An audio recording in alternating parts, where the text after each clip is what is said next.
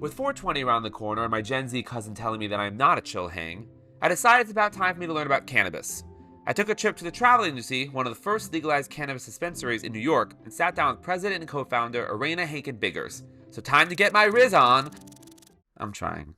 So nice to meet you. Yes, thank you for being here today. Thank you for having me. First of all, the travel agency, the aesthetic, I feel like I'm in the MoMA for weed. My experience with the weed has been leaving a club at 4 a.m. and someone just shoving a blunt in my face, being like, smoke this. You know, I'm just not used to this amount of curation. Well, we have a really rigorous process. So all of our products are tested by our internal Budtender team, and our Budtenders are like probably the best educated in the entire state. So they can help direct folks to the specific product that fits their need. What specifically qualifications are you looking for with people that possibly want this job? People with gregarious personalities who are really super friendly, who like to interact with people. Hello.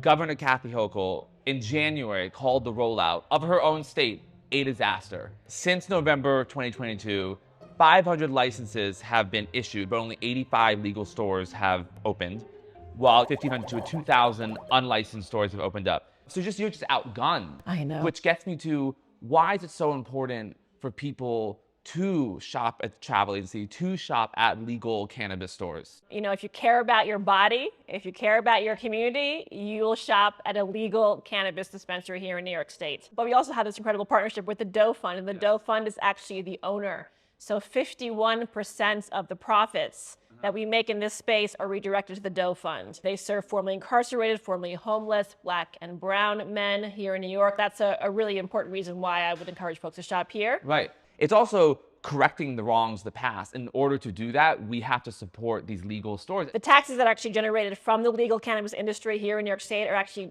being redirected to a fund that is going into communities that have been disproportionately harmed by the war on drugs. When having to deal with all this bureaucratic red tape, did you ever sit back and think, is this worth it?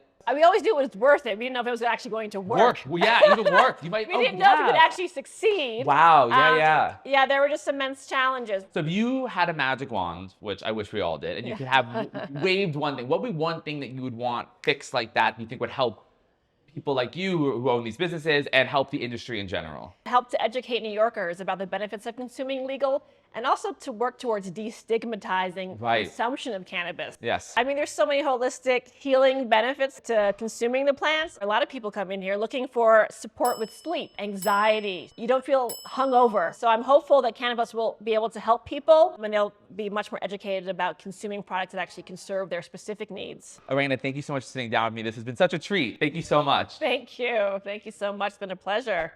Next on my agenda was to talk to Budtender Nick to find out what other ways cannabis can fit into my lifestyle. I'm so happy you're here because I'm new to the cannabis game and I need your help building a cannabis cocktail of sorts. Yeah.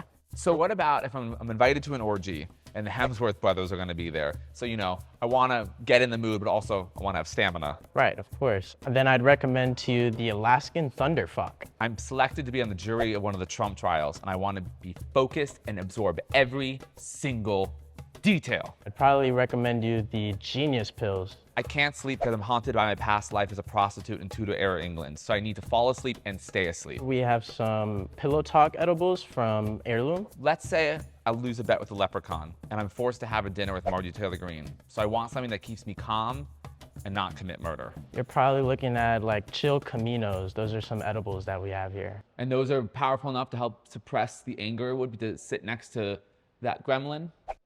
Okay, I have one final question to ask you, and it's kind of personal. What is it? How do I break up with my dealer? I mean, it's been 4.5 years. Look, we've had our ups and downs, but he always responds to my texts. He was the first one I called when I lost my job. He knows where I live. He's met my mom. Like, I don't know what to do. Sometimes things change and people change. And with time, sometimes people grow apart. I think you just gotta take it hard, you know? Yeah, and if anything, maybe you guys can still be friends. No, I drop my exes when I leave them.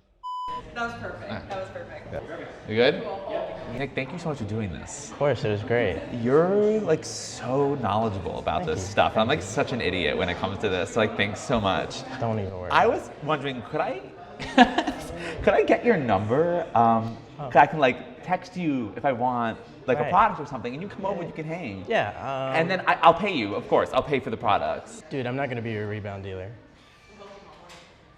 Totally. Yeah. That was so stupid for me to ask. Why would? Yeah. Totally. I was joking. I was totally joking. Yeah, sorry. No hard feelings though. Yeah. Sure. Whatever.